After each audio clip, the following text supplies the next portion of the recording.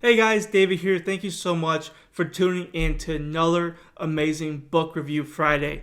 So today we're actually I reread and we'll be talking about the first ever book that really got me into this business mindset, into this wealth mentality mindset, and the first ever book that really got me super interested and super motivated to go into business and create wealth for myself. And that is, as you see, Rich Dad Poor Dad by Robert Kiyosaki. Right now, stop the video, pick up this book. Don't even hesitate for a second. This book changed my life. It has changed millions and millions of people's lives. Please pick this book up. It's a cheap book.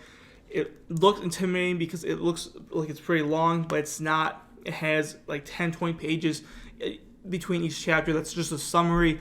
You can totally skip that, but you will want this book because it will help you get the right mindset going. This book is just so amazing. One of my favorites, and seriously, this is the book that started me off. I've just been really interested in rereading it and going over everything that he talks about because it's such an awesome book. And I just gotta say, I loved rereading it again. So good, so amazing. I'm so proud of everything Robert Kiyosaki talks about in the book, and I can see that everything he says, even though this book was written in like the 1990s, I believe, everything is still true today. That being said, I do want to talk about a couple points that I really found interesting in the book and things that I really enjoyed and found that were the most important. The first one he talks about is the rat race. A lot of us probably hear rat race. Most of you guys probably don't know what that is, or you haven't heard it yet, but you will eventually, especially if you attend more seminars and more entrepreneurship events. They talk about this rat race. Basically, what he defines it as is, look, an average person, when he gets a raise in his job, let's say he's making $10 an hour, now he's making $15. Well, he takes that 15, that $5 extra a week, an hour, and he spends it. He spends it on more expenses, so he buys a better car, a better house, better clothes, a new phone, whatever it is. He buys more liabilities. And I guess I should just define this first. Robert Kiyosaki defines an asset as something that makes you money, and a liability something that takes money out. Right? So you're buying more liabilities, like a better house, new car, which leads to higher expenses. And now that new income that you generated and you made that extra $5 an hour is actually being all spent on the new expenses you created. And so you're back in this loop where you're constantly making money, spending on expenses. Gotta make money again, spending on expenses. Making money, spending on expenses. And then let's say you get another $5 raise.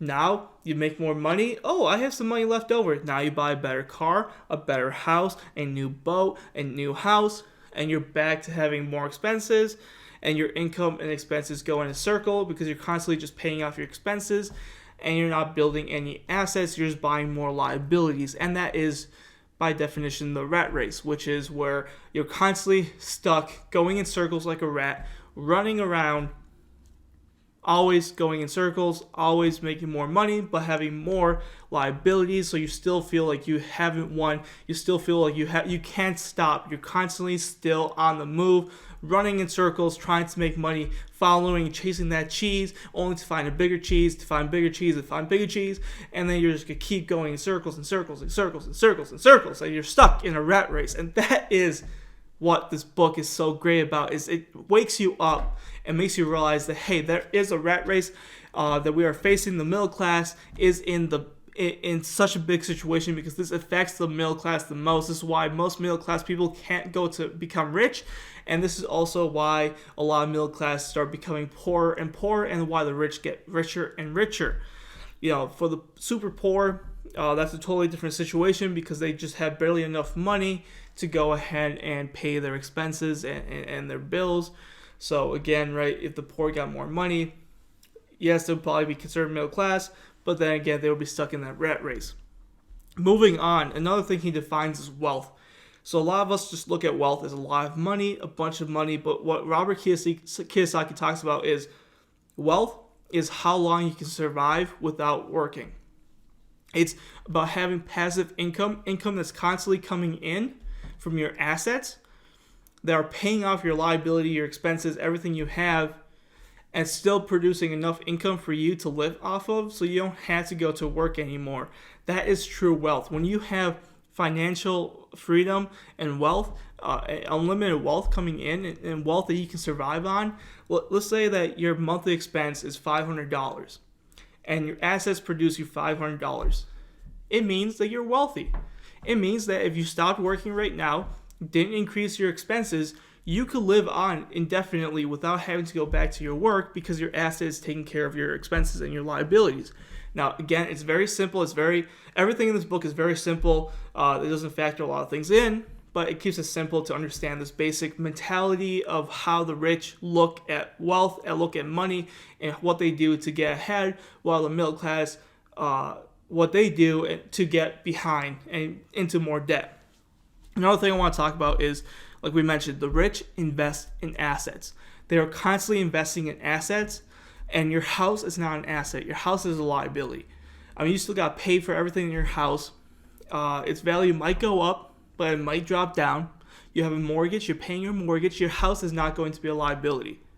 Now, if you own a house and rent it, or own an apartment building and rent it, and start and make it as an asset where it's generating you money, then it's an asset. Paying off your expenses, the mortgage on the apartment, on the house, all the people are paying off. You're using their money to pay off the mortgage, to eventually pay off that mortgage and have all that free money coming in from rent. That is a totally different story, and that's what the rich do. They buy assets and rent them out and make passive income from it. Another thing he mentions is super important. This is something I really talk about all the time. Anyone that asks me, this is the first thing I always talk about. It's always be learning. You always have to be learning and wanting to get a better knowledge and be smarter and constantly just on the verge of learning new things. It's going to keep you and your body healthy. It's going to keep your mind energetic. It's going to keep your mind thinking, creative, and it's not going to kill you. People that stop learning, especially those that graduate high school or college, they stop learning.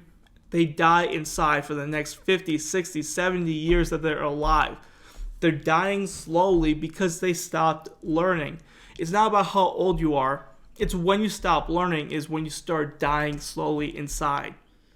You start dying because you're not learning. You're not revitalizing your brain. You're not using your brain to its max potential to constantly be learning new and better things.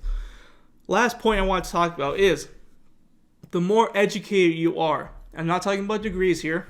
I'm not talking about college, but the more educated you are in investing or whatever you're doing, let's say you want to get into the stock market, real estate, the more educated you are in that business, the less risky it's going to be. The people that fail the most, the ones that have the biggest crashes, if you look at 08, 09 with the Great Recession and the real estate crisis, housing crisis, the people that were uneducated, that were buying up houses because people told them, hey, buy that house 0% down, and then you could sell it in 5 years because it's going to appreciate, or in 2 years, 3 years.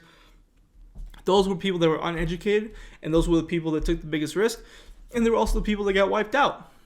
But the ones that were educated, they knew what they were doing, they put safe bets and leveraged themselves in smart ways and knew exactly what they were doing, they got a fine and actually got wealthier because they were educated, so they had less risk going in, and they actually took less risk and made more money than they would have been super risky and trusting it with some kind of financial advisor or the 401k to expect to make you some money, when we saw that the 401ks and a lot of people's retirements got cut in half.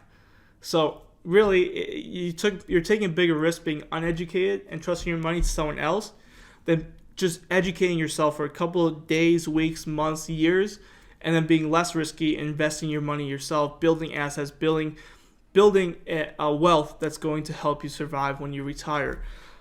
Anyways, guys, that was Rich Dad Poor Dad. Such an awesome book. I mean, I just absolutely love this book. It's so good. It's so amazing. Robert Kiyosaki really blows it out of the water with this one. I highly recommend you guys check it out. Please take a look at it. Please let me know what you guys thought, and definitely do go buy this book. With that being said, though, thank you so much for watching another one of my Book Review Fridays. I'll catch you guys next week for another amazing book review. And from there on, I'll see you guys later. Peace out.